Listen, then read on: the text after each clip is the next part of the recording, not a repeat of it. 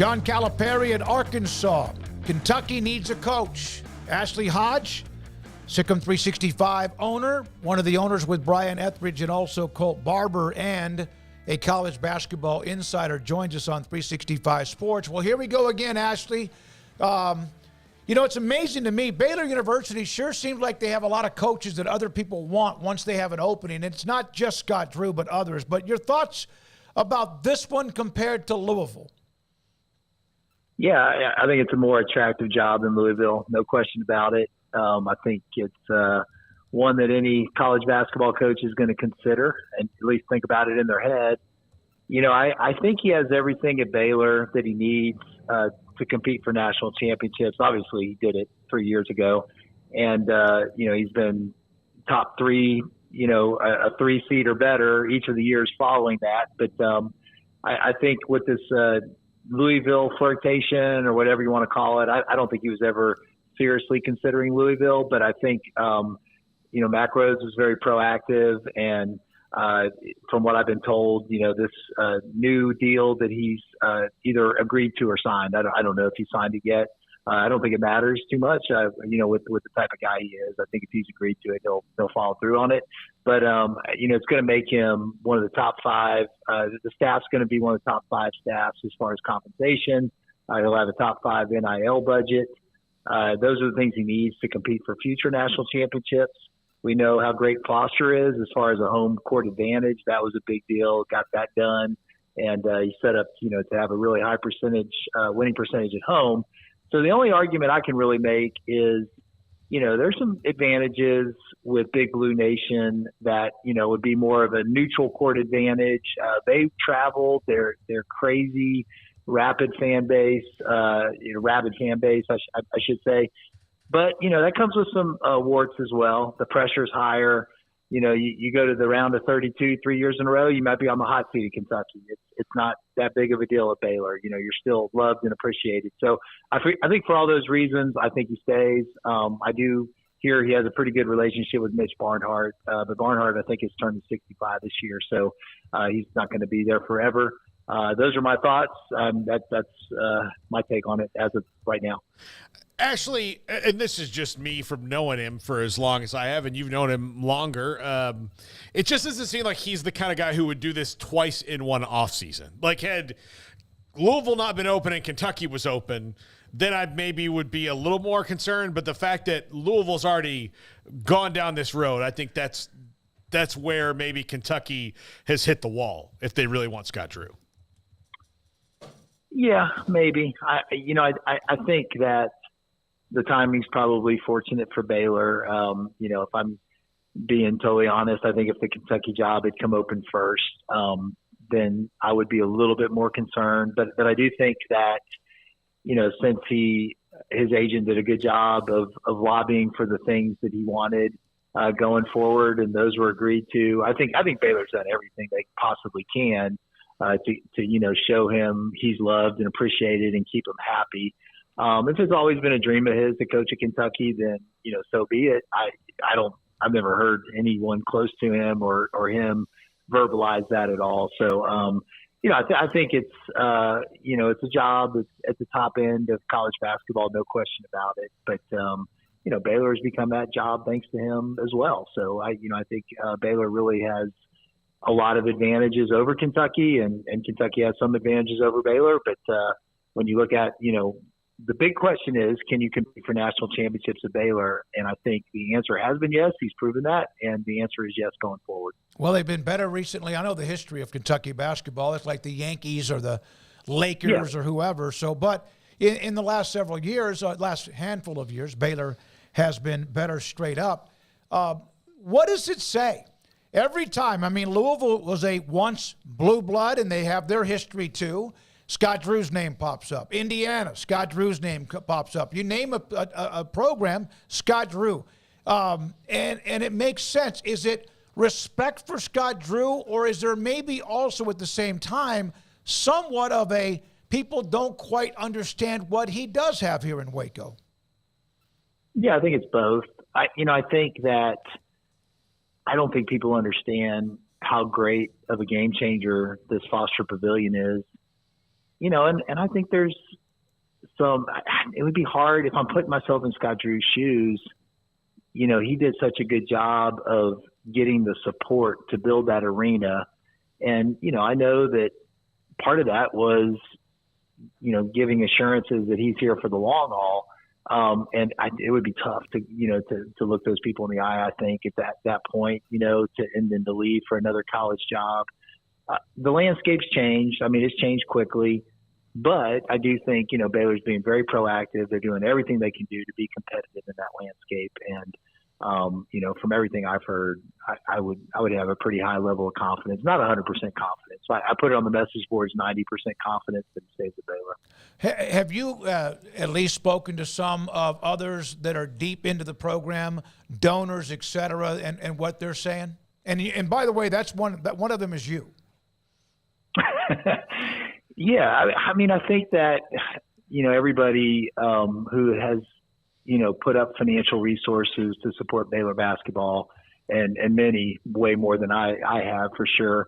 They feel that, a debt to Scott Drew, and, they've put their money where their mouth is and stepped up their giving, as a testament to what he's done, and, believing, that he's going to be here, going forward. All marriages end in death or divorce. So, I mean, if you want to put that analogy out there, I think eventually there's going to be a day when Scott Drew isn't the coach of Baylor, and hopefully it's in a glorious retirement ceremony, and not because he chose another job or not because things went south. But, I think that ideally for him and for the Baylor fan base, it's a happy ending, honoring him for the incredible career he's had, and hopefully that's many years into the future. Actually, this also kind of comes at the wrong time in that they are right now into the recruiting season. They've got to get in the portal. They've got to get what they want. We don't know what their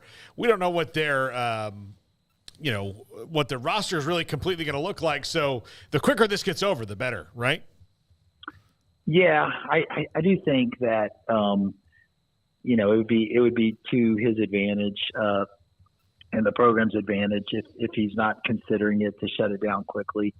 I do think there'll be a lot of, positives to that, and it's fighting for the guys in the portal that he needs and wants.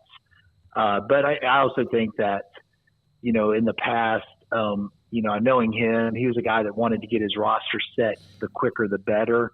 And I think he's now a little bit more comfortable with waiting on some guys through the NBA draft process. So I don't think he's in a huge hurry. I mean, you see how many incredibly talented guys are in the portal, and I think Baylor's going to, be able to choose some incredible options and get what they need, to really form a competitive top 10 roster next year. So I think, but it would be helpful, especially for some of the top targets that they're chasing right now. If he, made some assurances, at least privately, I'm sure he would do that. But even publicly, I think it would be probably a good thing. Ashley Hodge with us, SicEm365 Basketball Analyst, as we talk about the story with Kentucky now open, John Calipari headed to Arkansas, and what could that mean for Scott Drew? Ashley, do you have any idea on some of the transfers they might be looking at?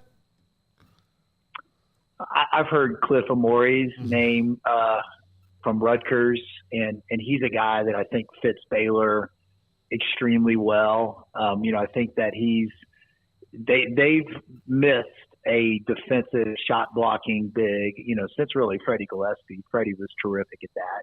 And then you have to go back to like Epe Udoh until they really had somebody that was elite, that had the athleticism and the mindset, to be a great defender at that position. So Cliff Amore would come as, one of the top defenders and the post defenders in college basketball. He's proven that at Rutgers. I think Baylor can improve his offensive game tremendously. So that's a name to keep an eye on. Other than that, I think that, probably some of the better guards are probably going to put their name in the portal later, maybe go through the NBA draft process first. And, I think Baylor would be in a good position to grab, an impact player there as well. my wish list is a guy like a Royce O'Neal or Ish Wainwright. I think if you get a guy like that, a glue guy that also has playmaking skills that can make threes, that is just so valuable in today's game. A guy like Williams at Texas Tech would be someone that I'm thinking about. That can switch 1 through 5 and also be a great rebounder, glue guy type. So I'm sure they're looking for those guys, and I'm sure they have a list that they're working down. But those are the names that I would throw out right now. So your thoughts? We have discussed Scott Drew and his future with what's going on at Kentucky. Arkansas had an opening when Musselman went to USC.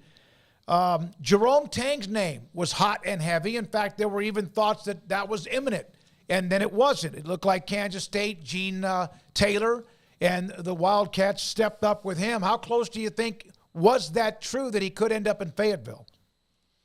Yeah, no, I think there was some smoke there for sure. And I think, obviously if Scott did leave, I'm not expecting him to leave, but Jerome Tang's name would be heavy in the mix at Baylor. I don't know if he would leave Kansas State for Baylor, but he certainly has a lot of great history here. McCaslin is another name that comes to mind, and even John Jacobs, I think is really highly regarded. So from the Drew coaching tree, those are some names to think about. I wouldn't just totally dismiss the possibility of a Kelvin Sampson. You talk about relationships mattering, and Mac Rhodes obviously has a great relationship with Kelvin, and if you could, have a similar deal where you kind of, set up the son to take over. I think Kelvin's 67 or 68 maybe, so he's up there, but he's got some good years left, and those are all thoughts, but whether Kelvin would even consider that, Houston to Baylor, who knows, but I do think that, those are some thoughts off the top of my head. By the way, you don't know this, but because it was on the weekend, but our 4th year of this show, 4th year from April 6th of 2020. Remember, we were broadcasting from Paul's house and then moved into this beautiful state-of-the-art facility in, September. And we thank you and Brian and Colt and everyone that made this happen, man. We wouldn't be here without you. We appreciate you for doing that.